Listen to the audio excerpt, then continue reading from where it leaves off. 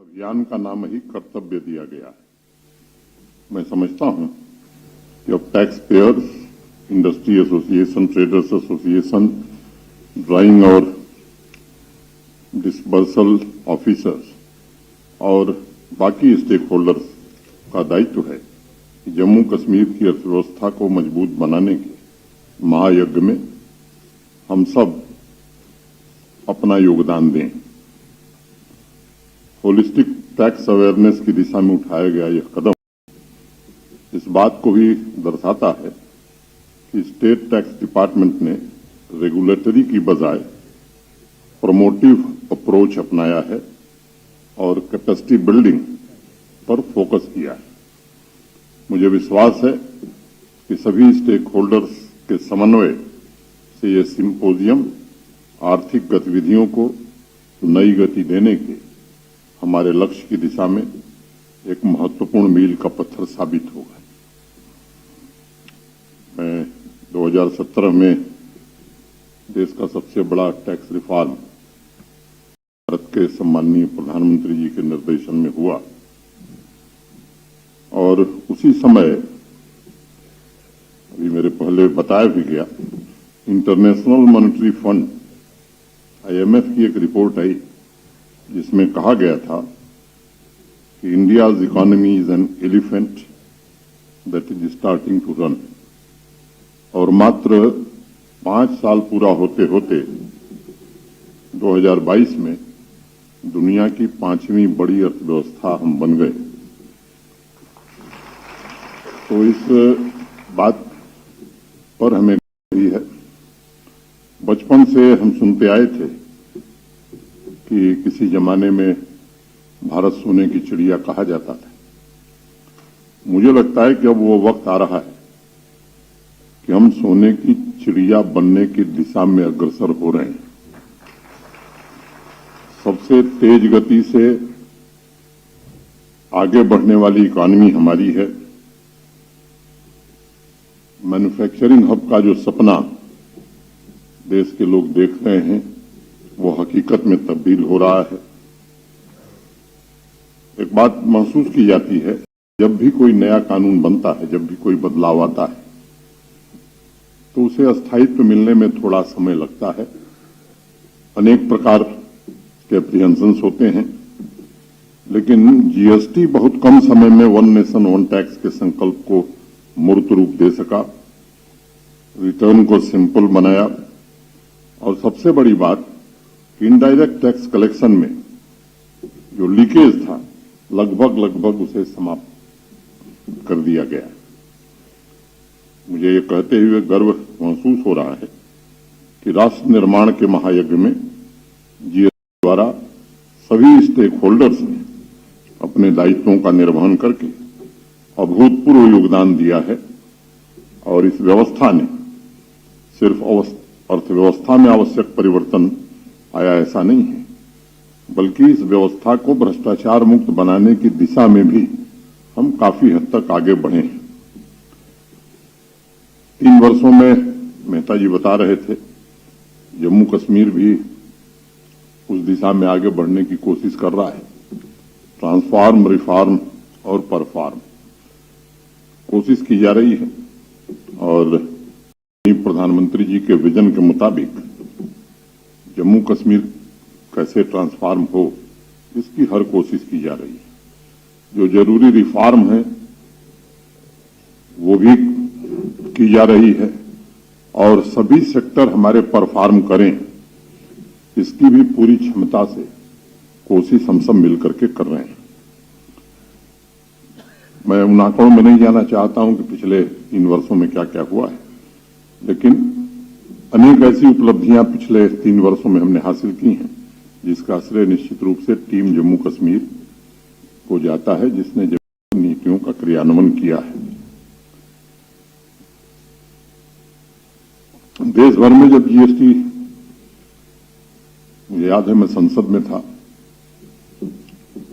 उस रात को भी था, जब लागू किया गया था तो देश भर में बड़ा विरोध हो रहा था। आज स्थिति पूरी तरह बदल गई है। अब 1 साल बाद अखबारों के पन्ने जीएसटी की तारीफों से भरने लगे हैं। आम आदमी से लेकर व्यापारी वर्ग तक सब लोग एक स्वर से कहने लगे हैं कि हिंदुस्तान के इतिहास में, हिंदुस्तान के विकास में जीएसटी के योगदान को सदैव याद रखा जाएगा। अब देखिए, इसी साल जनवरी में केंद्र सरकार ने 1,56,000 करोड़ रुपए जीएसटी रेवेन्यू अर्जित किया है। राज्यों को जाने वाले रेवेन्यू का हिस्सा भी बढ़ा है। जब राज्यों के पास पैसा आता है तो वो सीधे वहां से निकलकर जनता की जेब में किसी न किसी माध्यम से पहुंचता है, क्योंकि वो राज्य के विकास पर खर्च होता है। हमें इस बात को सदैव याद रखना चाहिए कि इकॉनमी तभी ग्रो करती है जब इकोनॉमिक एक्टिविटी बढ़ती है। सरकारी खजाने में ज्यादा पैसे का मतलब है सभी सेक्टर्स में गतिविधियां तेज होंगी। कंस्ट्रक्शन से लेकर गांव के बाजार तक आम आदमी के जेब तक पैसा पहुंचेगा, वो उसे खर्च करेगा। और ज्यादा खर्च का साफ मतलब है कि इकॉनमी स्थायी रूप से बढ़ेगी, समावेशी विकास को बढ़ावा देगी, देश की खाद्य सुरक्षा मजबूत होगी, रोजगार के अवसरों का सृजन होगा। और इसलिए अक्सर ये बात मैं कहता हूं कि सिर्फ प्रशासन का काम नहीं है, बल्कि सरकार और समाज या नागरिकों की साझी जिम्मेदारी। मुझे एक बात स्मरण है, दुनिया के एक बड़े अर्थशास्त्री जिनका नाम है जोसेफ स्टिग्लिट्ज, उन्होंने कहीं लिखा था कि साझी समृद्धि ही सच्ची और अस्थायी समृद्धि हो सकती है। और मैं समझता हूं कि उसी साझी समृद्धि की भावना से आज जम्मू कश्मीर सही रास्ते पर आगे बढ़ने की कोशिश कर रहा है। कारोबारियों के हितों का ध्यान रखने को लेकर के फैसले करने हों।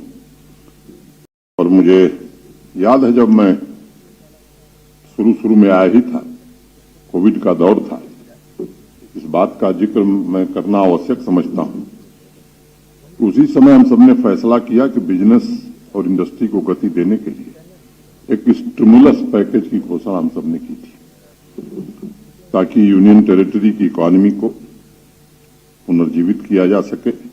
और मुझे लगता है कि देश के किसी राज्य या किसी यूटी ने उस तरह का पैकेज कहीं भी नहीं दिया था। तो ये मंतव्य स्पष्ट करता है कि सब प्रशासन चाहता क्या है। किसी भी राज्य या संघ राज्य क्षेत्र की साझी समृद्धि का साझा उद्देश्य भी होता है। अब जम्मू कश्मीर अगर देश आत्मनिर्भर हो रहा है तो जम्मू कश्मीर को भी आत्मनिर्भर होना पड़ेगा, होना चाहिए। और हम कैसे विकसित राज्यों की श्रेणी में आवें, इस दिशा में हम सबको मिलकर के काम करने की आवश्यकता है। और इसके लिए आवश्यक है कि हम ज्यादा से ज्यादा रेवेन्यू जनरेट करें। मैं एक बात, अभी मेरे पूर्व के वक्ता जो चार्टर्ड अकाउंटेंट एसोसिएशन से हैं, उन्होंने कहा जमीन, तो जमीन आपको दे दी गई। मैं आज ये घोषित करता हूं, आप सेंटर ऑफ एक्सेलेंस यहां बनाइए। रश्मि सिंह जी को आप प्रस्ताव दे दीजिए जल्द से जल्द, क्योंकि अभी एक जमीन खाली करो अभियान चला था। अब उस जमीन का उपयोग क्या होगा जो खाली हुई है, अवैध ढंग से जिन लोगों ने कब्जा किया था। तो कल एक फैसला हमने किया कि ऐसे ही सेंटर ऑफ एक्सेलेंस बनाएंगे, स्पोर्ट्स फील्ड बनाएंगे, डिफरेंट डिपार्टमेंट्स, स्कूल, कॉलेज, अस्पताल बनाएंगे। तो सरकार की जमीन लोगों ने कब्जा किया था, वो सरकार के पास आई है, तो उसका उपयोग पूरी तरह से जम्मू कश्मीर के सामान्य नागरिकों के लिए हो, ये हमारा अंतिम फैसला है। और इसलिए मैंने आपसे कहा कि जमीन की अब हमारे पास कोई कमी नहीं है। और प्रेस के मित्र हमारे हैं, मैं अभी जीएसटी के चक्कर में मैं समझता हूं कि न मैं कोई उसका विशेषज्ञ हूं, और मैं अब जनरल बात ही आज के कार्यक्रम से थोड़ा हट करके करना चाहूंगा। मित्रों, जम्मू कश्मीर के विभिन्न क्षेत्रों में एक इंटीग्रेटेड अप्रोच के साथ काम करने की कोशिश हो रही है। इंडस्ट्री आप सब जानते हैं, आजादी से लेकर 1.5-2 साल पहले तक कुल 14-15 हजार करोड़ रुपए का यहां प्राइवेट इन्वेस्टमेंट था। प्रधानमंत्री जी के निर्देशन में एक नई इंडस्ट्रियल स्कीम आई और आपको बताते हुए मुझे प्रसन्नता है कि पिछले 6 महीने में प्रतिदिन एक नई इंडस्ट्री फंक्शनल हो गई है। 66,000 करोड़ के प्रस्ताव हमारे पास आए थे। ये सच है कि हमारे पास जमीन की उपलब्धता कम थी, जो जमीन थी वो डेवलप नहीं थी, उस पर भी हम काम कर रहे हैं। और आपको हम बताना चाहते हैं कि 18 इंडस्ट्रियल एस्टेट आने वाले 6 महीने में पूरी तरह से सुविधाओं से युक्त हो जाएंगे। और जो प्रस्ताव आए हैं वो निश्चित रूप से जमीन पर उतरेंगे, जिसकी कोशिश हम कर रहे हैं। और केवल देश के नहीं, और मैं चाहता हूं कि जम्मू कश्मीर के लोग ज्यादा से ज्यादा उद्योग लगाएं, क्योंकि ऐसी स्कीम देश के किसी राज्य ने नहीं घोषित की है।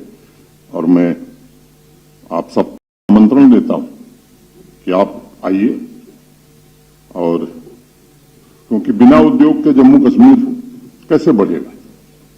दूसरी बात मैं कहना चाहता हूं कि यहां की 70% आबादी एग्रीकल्चर और एलाइड सेक्टर, कोई खेती करता है, कोई पशुपालन करता है, कोई मछली पालन करता है, हार्टिकल्चर से लोग जुड़े हुए हैं। तो इसमें 70% लोग, 13 लाख परिवार हैं जो इससे जुड़े हैं। हम लोगों ने सोच विचार करके देश के अत्यंत माननीय कृषि विशेषज्ञों को 2-3 दिन के लिए श्रीनगर में साफ हुई, एक कमेटी बनाई गई, अपेक्स कमेटी। और अपेक्स कमेटी ने बहुत मेहनत करके जो रिपोर्ट बनाई है, नेताजी कह रहे थे कि हमारी जीडीपी डबल हो जाएगी। मैं आपको बताना चाहता हूं कि 29 इंटरवेंशन उन लोगों ने प्रपोज किए हैं। और जो हमारा बजट एग्रीकल्चर और एलाइड सेक्टर का था, उसके अलावा 5,013 करोड़ रुपए 5 साल में हम एग्रीकल्चर सेक्टर में और इन्फ्यूजन करने जा रहे हैं। और उन 29 इंटरवेंशंस को पूरी तरह से जमीन पर लागू करने की ईमानदारी से हम कोशिश कर रहे हैं।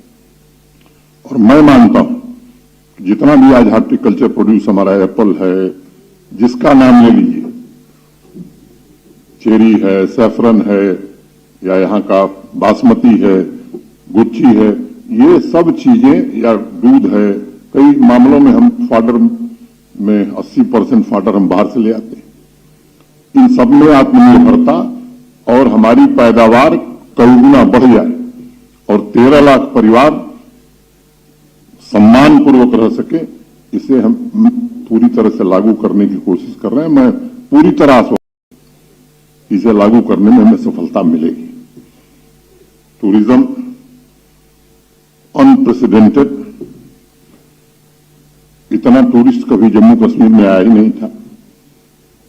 और अब ये उस दिशा में हॉस्पिटलिटी सेक्टर की भी संभावना बढ़े, इसकी तैयारी में हम सब हैं। और आने वाले दिनों में, क्योंकि मैं इस बात पर पूरी तरह यकीन करता हूं कि सरकार का काम व्यवसाय करना नहीं है। अनावश्यक सरकारी विभाग होटल चलावे, मैं इसके पूरी तरह खिलाफ हूं। और की जो संपत्तियां हैं वो हम पारदर्शी तरीके से, आप सब आइए, उसमें भाग लीजिए, चलाइए, अच्छी सेवा दीजिए, ताकि देश और विदेश से जो लोग आए उस सेवा से प्रभावित होकर के जम्मू कश्मीर में फिर दोबारा आवे। नई जमीनें भी हम चिन्हित कर रहे हैं, उस काम को भी हम करने वाले हैं। इंडस्ट्री का थोड़ा जिक्र मैंने कर दिया। रोजगार की चर्चा थोड़ा मेहता जी ने की। मित्रों, 3 साल में 30,000 से ज्यादा पद भरे गए, सरकारी पद पारदर्शी तरीके से भरे गए। और इस मामले में शिकायत आई है, और शिकायत में अगर थोड़ा भी तथ्य रहा है तो उसे निरस्त किया गया है। देश में सबसे विश्वसनीय जो जांच एजेंसी है, जांच सीबीआई को दी गई है। ढेर सारे लोग सीबीआई की कार्रवाई भुगत रहे हैं। और मैं इस सभागार में आप सबको आश्वस्त करना चाहता हूं कि जिसने भी गलत किया है, संविधान और कानून के दायरे में जो भी सजा मुकर्रर है वो उसे जरूर मिलेगी, उसे कोई बचा नहीं सकता। 20,000 पद हम और आने वाले जल्द, मैं समझता हूं कि 3-4 महीने में हम विज्ञापित करने वाले हैं। अब सबको सरकारी नौकरी देश में न दुनिया में मिलती है, न देश में, न जम्मू कश्मीर में। ऐसे ही पहले से 5 लाख लोग हैं। बिहार से ज्यादा सरकारी कर्मचारी यहां जम्मू कश्मीर में हैं। बिहार की आबादी 13-14 करोड़ है, यहां की आबादी 1 करोड़ 30 लाख है। अनेक राज्यों से अगर आप तुलना करेंगे, उस विवाद में मैं नहीं पढ़ना चाहता। स्वरोजगार अधिक से अधिक लोगों को मिले। अभी आप में से कुछ लोगों के ध्यान में होगा, बैक टू विलेज 4 ये अभियान हम सबने शुरू किया था। ढेर सारे मुद्दे थे, वैसे ही अर्बन लोकल बॉडीज के लोगों ने भी शुरू किया था। 2 बातें उसमें विशेष रूप से हमने तय की थी। हर पंचायत से 15 यूथ को हम आइडेंटिफाई करेंगे और सेल्फ एम्प्लॉयमेंट के लिए उसकी मदद करेंगे, फाइनेंशियली भी, और क्या वो करे। तो आप सबको मालूम है कि 4,290 पंचायतें हैं यहां। 15 के हिसाब से आप देखेंगे तो 60-62 हजार हुआ। अर्बन लोकल बॉडीज को भी उसमें शामिल किया गया। इसी सभागार में ये हमारे प्रेस के मित्र हैं, ये भी उपस्थित थे। मुझे 1.5 महीना हुआ होगा, 40-45 दिन पहले की बात है। एक दिन में 75,000 नौजवानों 939 करोड़ रुपए, उसमें जम्मू कश्मीर बैंक का सबसे बड़ा योगदान था, सेल्फ एम्प्लॉयमेंट के लिए दिए गए। सब स्वरोजगार से जुड़ रहे हैं और केवल अपना नहीं बल्कि एक आध लोगों को और रोजगार देने वाले। ये अभियान कई बार हम लोगों ने चलाया है। नेशनल रूरल लाइवलीहुड मिशन पिछले 3 सालों में आज हमारी 6 लाख से ज्यादा बहनें उससे जुड़ी हैं और आर्थिक रूप से भी संपन्न हो रही हैं। समाज और जम्मू कश्मीर के प्रगति में भी योगदान कर रही हैं। और कल तो एलजी मुलाकात में हमारे चीफ सेक्रेटरी ने कहा डीसी से कि भाई हम ये चाहते हैं कि जिसको सेल्फ एम्प्लॉयमेंट चाहिए हम सैचुरेट करना चाहते हैं। किसी को भी जम्मू कश्मीर में किसी नौजवान को, किसी नवयुवती को अगर बैंक से सहायता लेकर के रोजगार अपना इस्टेब्लिश करना है तो कोई न बचे, इस दिशा में हम आगे बढ़ रहे हैं। मैं समझता हूं कि ये सामान्य लक्ष्य नहीं, कहना बड़ा आसान है, इसे हम क्रियान्वित करना चाहते हैं और मुझे भरोसा है कि इसे क्रियान्वित करने में सफलता मिलेगी। मुख्य रूप से ये 3-4 बातें हैं। अब प्रॉपर्टी टैक्स पर काफी चर्चा हो रही है। कुछ आंकड़े मैं केवल आपके ध्यान में रखना चाहता हूं ताकि स्थिति स्पष्ट हो जाएगी। कुल जम्मू, श्रीनगर और बाकी जो शहरी क्षेत्र हैं, आप म्यूनिसिपैलिटी कह लीजिए, या कुल शहरी क्षेत्रों में 5,20,000 घर हैं। कॉरपोरेशन हो, म्यूनिसिपल काउंसिल हो, सब मिला करके 5,20,000 घर हैं, जिसमें 2,06,000 घर ऐसे हैं जो 1,000 स्क्वायर फुट से कम के हैं। अब अगर परसेंटेज आप निकालेंगे तो ये मोटा मोटी 40% घर है जिस पर कोई टैक्स नहीं है। मैं इसको दोहरा रहा हूं, जम्मू कश्मीर के शहरी क्षेत्रों में जो लोग रहते हैं 40% लोगों पर कोई हाउस टैक्स, कोई कर नहीं है। 2,03,600 ऐसे घर हैं 5,20,000 में से जिनको 1,000 के नीचे एक वर्ष में, महीने में नहीं, एक वर्ष में 1,000 के नीचे देना है। और ये जम्मू और श्रीनगर शहर में किसी का 1,000 जा सकता है, बाकी सबका 600 के नीचे रहने वाला है। तो ये 2,03,600 में से 80% ऐसे हैं जो वर्ष भर में 600 रुपया देने वाले। अगर मैं तुलना करता हूं, मैं दिल्ली, चंडीगढ़, मुंबई से नहीं करूंगा, मैं कर रहा हूं शिमला से, मैं कर रहा हूं अंबाला से, कर रहा हूं देहरादून से।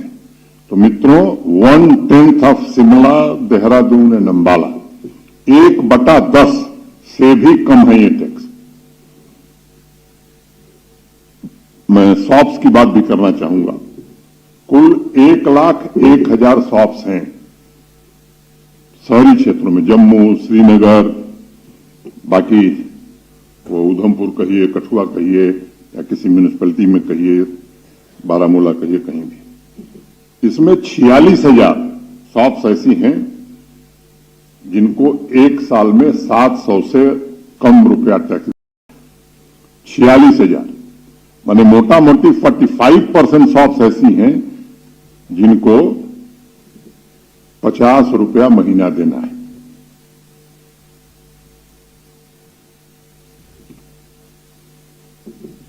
तीस 30,000 शॉप्स ऐसी हैं जिनको 2,000 रुपए से भी कम देना है वर्ष भर में, और ये 30,000 में 20,000 ऐसी होंगी जो 1,500 के नीचे ही जिनको देना है। तो ये प्रतिशत अगर आप देखें तो चाहे वो दुकान हो, और ये भी उन शहरों की तुलना में 1/10 से भी कम है। वो रेट में नहीं पढ़ना चाहता हूं, ज्यादा समय लगेगा। मतलब क्या हुआ कि सबसे लोवेस्ट प्रॉपर्टी टैक्स हिंदुस्तान के किसी शहर से आप तुलना कर लीजिए, या जिस पर लगाया है तो वेरी मीगर लगाया है। अब कुछ लोग हैं दिल्ली में 50,000 रुपए टैक्स दे रहे हैं। 50,000 रुपया, उनकी तस्वीर मेरे पास है, उनके घरों के बाहर उनके नाम लिखे हुए हैं, और यहां कह रहे हैं कि साहब हम 1,000 भी नहीं देंगे। मैं सबसे अनुरोध करना चाहता हूं, जैसा मैंने पहले कहा, सरकार और प्रशासन का प्राथमिक दायित्व है कि सामान्य लोगों को दिक्कत न हो, और इसका पूरा ध्यान रखा गया है। मोटे तौर पर 75-80% जो आबादी है उसका पूरी तरह से ध्यान रखा गया है। अब जिनको वास्तव में टैक्स देना चाहिए, मेहता जी ठीक कह रहे थे, वो बाकी लोगों को उकसाने की कोशिश कर रहे हैं। देश के हर शहर, हर राज्य में लग गया। हम भी भारत के नागरिक हैं, और कई भ्रांतियां यहां हैं। जहां कहा जाता था कि हमारी बिजली इतनी बनती है, पता नहीं आप में से कितने लोगों को मालूम है, हमारी कुल उत्पादन क्षमता 3450 मेगावाट, केवल हाइड्रो पावर हम उत्पादित करते हैं। ये सच है कि आने वाले 3 साल में हम इतनी बिजली और बना लेंगे जो 70 साल में बनी थी, लेकिन 7-8 महीने केवल 300 मेगावाट जनरेशन होता है जम्मू कश्मीर में। अगर बाहर के प्रदेशों से बिजली न आवे तो यहां बिजली नहीं दी जा सकती। ये भ्रांतियां कुछ लोगों ने अनावश्यक फैलाई थी। मुझे लगता है, मैं बार बार कहता हूं कि हम विश्वास रखते हैं सामान्य लोगों से संवाद में।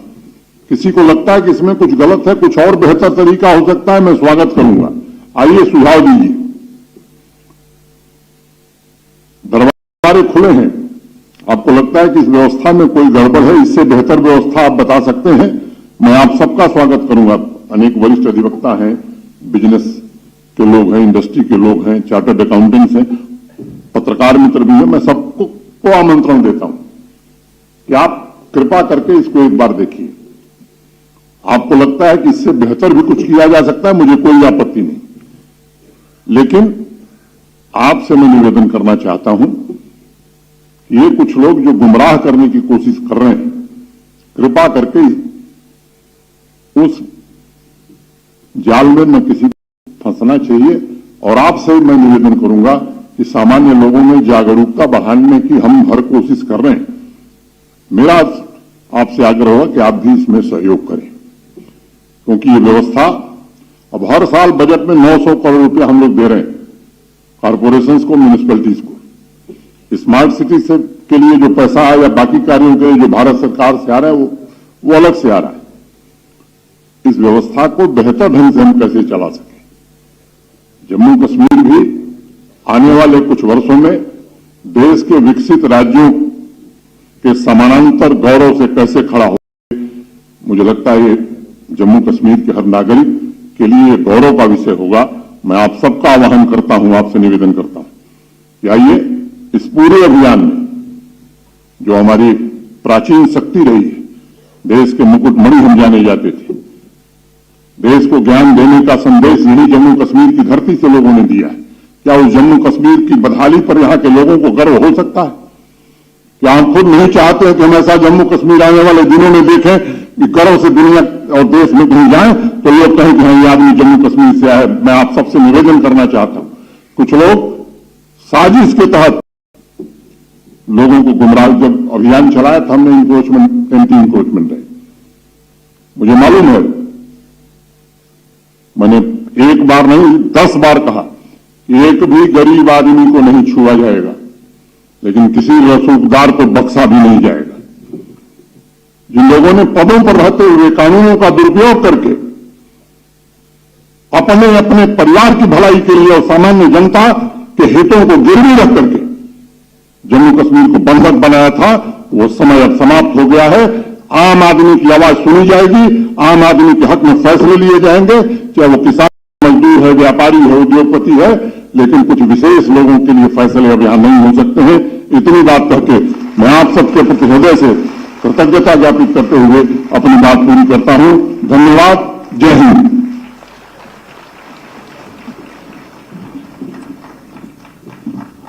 Thank you, sir, for your visionary leadership and words of wisdom. Now I Largest news network, News